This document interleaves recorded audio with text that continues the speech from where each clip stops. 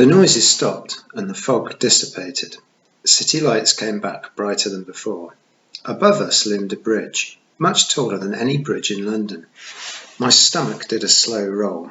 To the left I saw a familiar skyline, the Chrysler Building, the Empire State Building. Impossible, I said. That's New York. Sadie looked as green as I felt. She was still cradling Muffin, whose eyes were closed. The cat seemed to be purring. It can't be, Sadie said. We only travelled a few minutes. And yet here we were, sailing up the East River, right under the Williamsburg Bridge. We glided to a stop next to a small dock on the Brooklyn side of the river. In front of us was an industrial yard filled with piles of scrap metal and old construction equipment.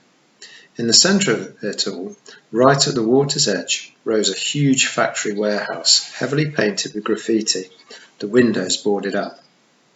That is not a mansion, Sadie said. Her powers of perception are really amazing. Look again. Amos pointed to the top of the building. How did you... My voice failed me.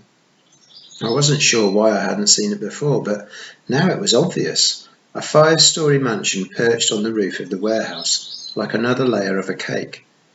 You couldn't build a mansion up there? Long story, Amos said, but we needed a private location. And is this the East Shore? Sadie asked. You said something about that in London. My grandparents living on the East Shore. Amos smiled. Yes, very good, Sadie. In ancient times, the east bank of the Nile was always the side of the living, the side where the sun rises. The dead were buried west of the river. It was considered bad, even dangerous to live there. The tradition is still strong among our people. Our people, I asked, but Sadie muscled in with another question. So you can't live in Manhattan, she asked. Amos's brow furrowed as he looked across at the Empire State Building. Manhattan has other problems, other gods. It's best we stay separate. Other what? Sadie demanded. Nothing. Amos walked past us to the steersman.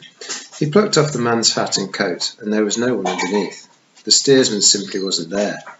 Amos put on his fedora, folded his coat over his arm, then waved towards a metal staircase that wound all the way up the side of the warehouse to the mansion on the roof. Well, sure, he said, and welcome to the 21st gnome. Gnome? I asked, as we followed him up the stairs. Like those little runty guys? Heavens, no, Amos said. I hate gnomes. They smell horrible. But you said...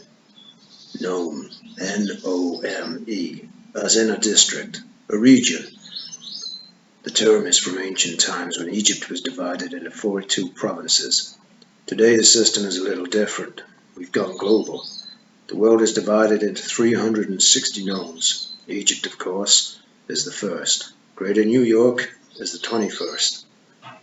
Sadie glanced at me and twirled her finger around her temple. No, Sadie, Amos said without looking back. I'm not crazy. There's much you need to learn. We reached the top of the stairs. Looking up the mansion, it was hard to understand what I was seeing. The house was at least 50 feet tall, built of enormous limestone blocks and steel-framed windows. There were hieroglyphs engraved around the windows, and the walls were lit up so the place looked like a cross between a modern museum and an ancient temple. But the weirdest thing was that if I glanced away, the whole building seemed to disappear. I tried it several times just to be sure. If I looked for the mansion from the corner of my eye, it wasn't there. I had to force my eyes to refocus on it, and even that took a lot of willpower.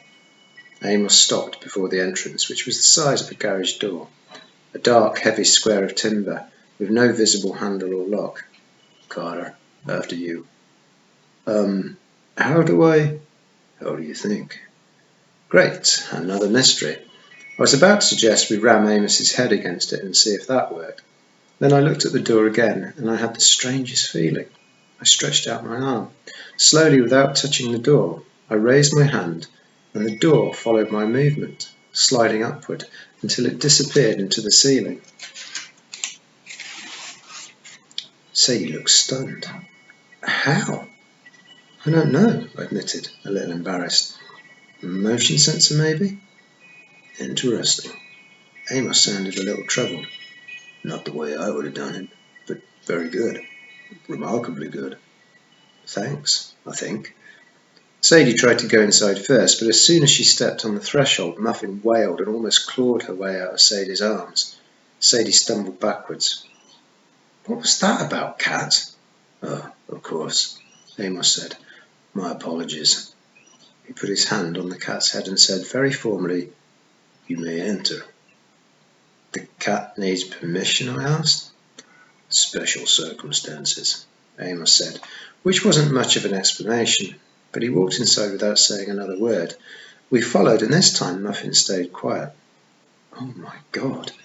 Sadie's jaw dropped. She craned her neck to look at the ceiling, and I thought the gum might fall out of her mouth. Yes, Amos said. This is the great room. I could see why he called it that. The cedar-beamed ceiling was 4 stories high, held up by carved stone pillars engraved with hieroglyphs. A weird assortment of musical instruments and ancient Egyptian weapons decorated the walls.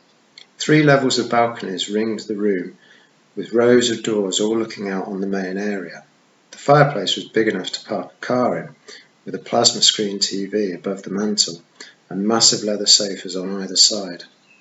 On the floor was a snakeskin rug, except it was 40 feet long and 15 feet wide, bigger than any snake. Outside, through glass walls, I could see the terrace that wrapped around the house. It had a swimming pool, a dining area, and a blazing fire pit. And at the far end of the great room was a set of double doors marked with the Eye of Horus and chained with half a dozen padlocks. I wondered what could possibly be behind them. But the real showstopper was the statue in the centre of the great room. It was 30 feet tall, made of black marble. I could tell it was of an Egyptian god because the figure had a human body and a creature's head, like a stork or a crane, with a long neck and a really long beak. The god was dressed in ancient style in a kilt, sash and neck collar. He held a scribe's stylus in one hand and an open scroll in the other, as if he had just written hieroglyphs inscribed there, an ankh, the Egyptian looped cross with a rectangle traced around its top.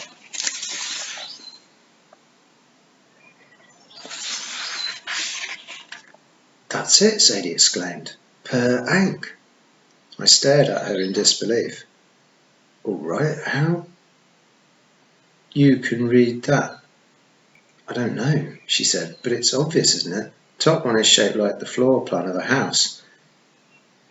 How did you get that? It's just a box. The thing was, she was right. I recognised the symbol, and it was supposed to be a simplified picture of a house with a doorway, but that wouldn't be obvious to most people, especially people named Sadie. Yet she looked absolutely positive. It's a house, she insisted, and the bottom picture is the ankh, the symbol of life. Per ankh, a house of life. Very good, Sadie. Amos looked impressed. And this is a statue of the only god still allowed in the house of life, at least normally. Do you recognise him, Carter? Just then it clicked. The bird was an ibis, an Egyptian river bird. Thoth, I said, the god of knowledge. He invented writing. Indeed, Amos said. Why the bird head? Sadie asked. All those Egyptian gods have creatures' heads. They look so silly.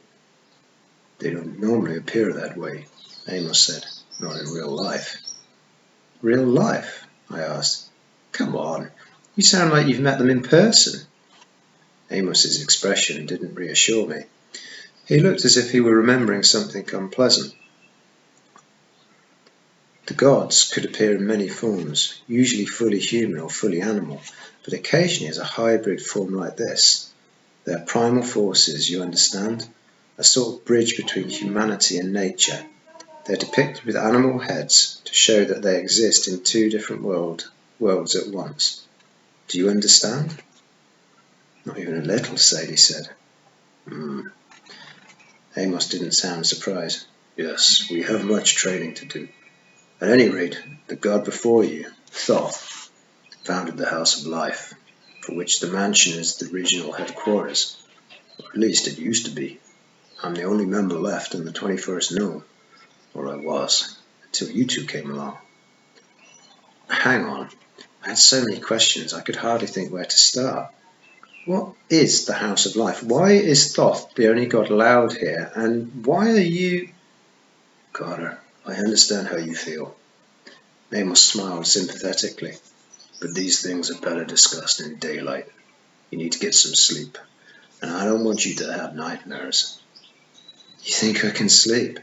Muffin stretched in Sadie's arms and let loose a huge yawn. Amos clapped his hands. Khufu. I thought he'd sneezed because Khufu was a weird name. And then a little dude about 3 feet tall with gold fur and a purple shirt came clambering down the stairs.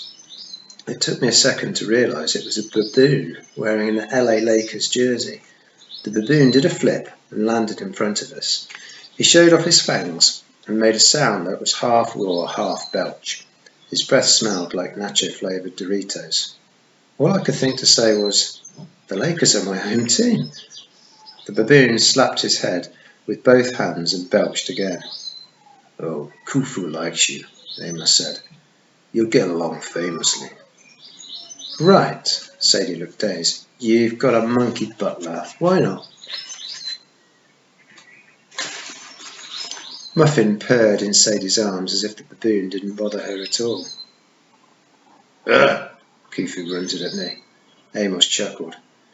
"He wants to go one-on-one with you, Carter, to see your game." I shifted from foot to foot. Yeah, sure, maybe tomorrow. But how can you understand?" "Carter, I'm afraid you'll have a lot to get used to," Amos said. "But if you're going to survive and save your father, you have to get some rest." "Sorry," Sadie said. "Did you say survive and save your father? Could you expand on that?" "Tomorrow," Amos said. "We'll begin your orientation in the morning. Khufu, show them to their rooms, please." The baboon grunted. He turned and waddled up the stairs. Unfortunately, the Lakers jersey didn't completely cover his multicoloured rear. We were about to follow when Amos said, "Carter, the work bag, please. It's best if I lock it in the library." I hesitated. I'd almost forgotten the bag on my shoulder, but it was all I had left of my father. I didn't even have our luggage because it was still locked up at the British Museum. Honestly, I'd been surprised that the police hadn't taken the work bag too, but none of them seemed to notice it. "You'll get it back," Amos promised, "when the time is right." He asked nicely enough, but something in his eyes told me that I really didn't have a choice. I handed over the bag. Amos took it gingerly, as if it were full of explosives. "See you in the morning." He turned and strode towards the chained-up doors. They unlatched themselves and opened just enough for Amos to slip through without showing us anything on the other side. Then the chains locked again behind him. I looked at Sadie, unsure what to do. Staying by ourselves in the great room with the creepy statue of Thoth didn't seem like much fun, so we followed Khufu up the stairs. Sadie and I got adjoining rooms on the 3rd floor, and I've got to admit, they were way cooler than any place I'd ever stayed before. I had my own kitchenette, fully stocked with my favourite snacks. Ginger ale? No, Sadie, it's not an old person's soda. Be quiet. Twix and Skittles. It seemed impossible. How did Amos know what I liked? The TV, computer and stereo system were totally high-tech. The bathroom was stocked with my regular brand of toothpaste, deodorant, everything. The king-size bed was awesome too, though the pillow was a little strange. Instead of a cloth pillow, it was an ivory headdress like I'd seen in Egyptian tombs. It was decorated with lions and, of course, more hieroglyphs. The room even had a deck that looked out on New York Harbour, with views of Manhattan and a Statue of Liberty in the distance. But sliding glass doors were locked shut somehow.